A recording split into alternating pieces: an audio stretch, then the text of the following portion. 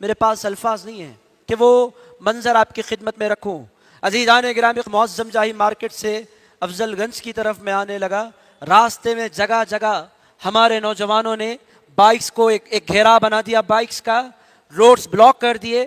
میرے ساتھ ایمبولنس ہے، میں کوئی جھوٹ نہیں بول رہا عزیزان گرامی قدر، ایمبولنس ہے اور ایمبولنس ٹریفک میں پھنسی ہوئی ہے۔ نوجوان کتنے ہیں؟ بڑی مشکل سے 15-20 نوجوان کر کے آ رہے ہیں، پوری ٹریفک ان لوگوں نے بلاک کر رکھی ہے۔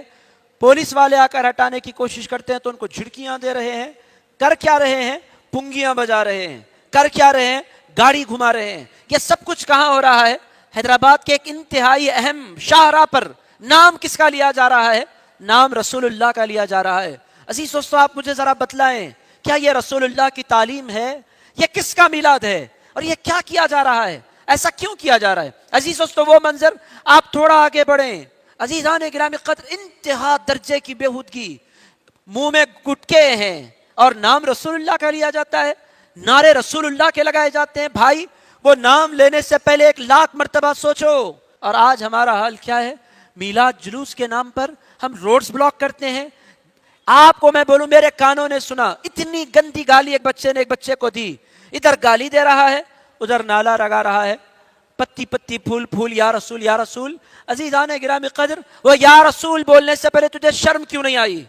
تیرے سر کی ٹوپی کہاں چلی گئی؟ تیرے منہ میں گٹکا کیوں ہے؟ اور کیوں تو نے راستے کیوں بلاک کیے؟ کسی کی جان لینا کیا اسلام نے اس کی تلقین کی؟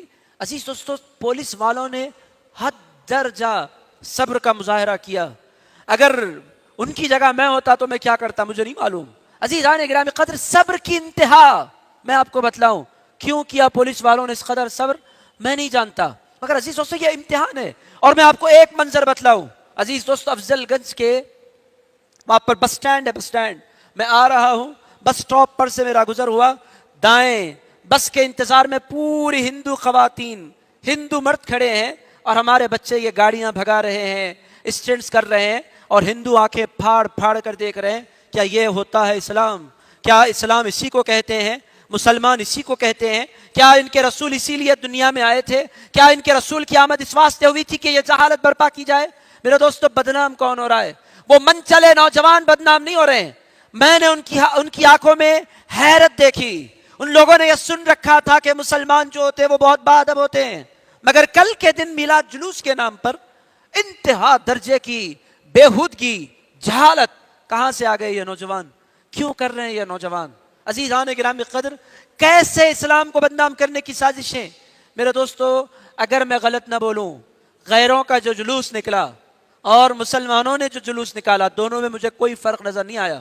وہ بھی ناچ رہے تھے، یہ بھی ناچ رہے تھے، وہ بھی بے ادب تھے، یہ بھی بے ادب تھے۔ ان کے پاس بھی کوئی ڈسپلن نہیں تھا، ان کے پاس بھی کوئی ڈسپلن نہیں تھا۔ عزیز دوستو، کیا ہو رہا ہے؟ کیوں ہو رہا ہے؟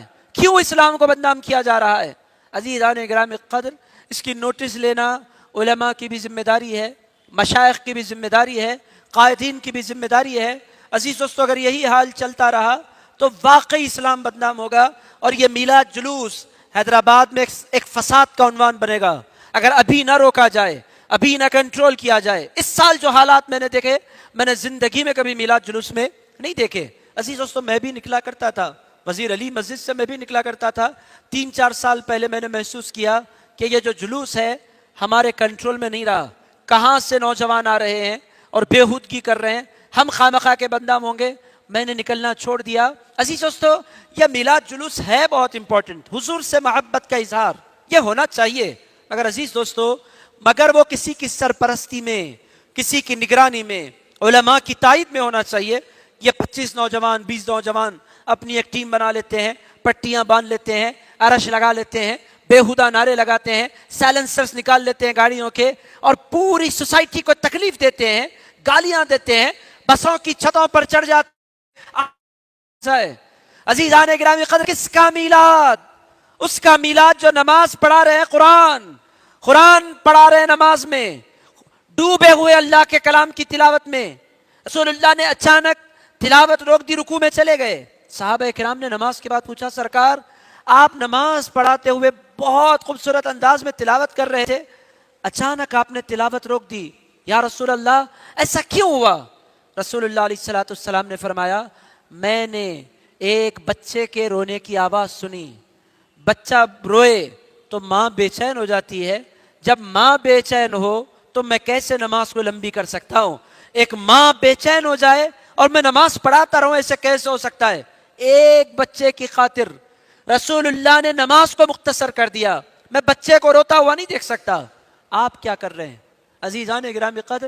ہزاروں لوگوں کو آپ تکلیف دیتے ہیں، روڈز بلاک کر دیتے ہیں اور کہتے ہیں یہ میلاد ہے۔ اور میں آپ کی خدمت میں عرض کروں، ان بچوں میں سے یہاں کوئی بھی بیٹھا ہوا نہیں ہے، میں کیسے ان سے مخاطب ہوں میری سمجھ میں نہیں آ رہا۔ عزیزان گرامی قدر میں کیسے ان سے گفتگو کروں میری سمجھ میں نہیں آ رہا ہے، یہ ہماری ریچ کے باہر ہو گئے یہ نوجوان۔ عزیز دوستو، بہرحال عزیزان گرامی قدر ہماری ذمہ داری ہے کہ میلاد کے جلوس کو، اس سال تو وقت چلا گیا، جو ہونا تھا ہو گیا، آئندہ سال علماء مشائخ بیٹھیں، عزیزان گرامی قدر کوئی لائے عمل تیار کریں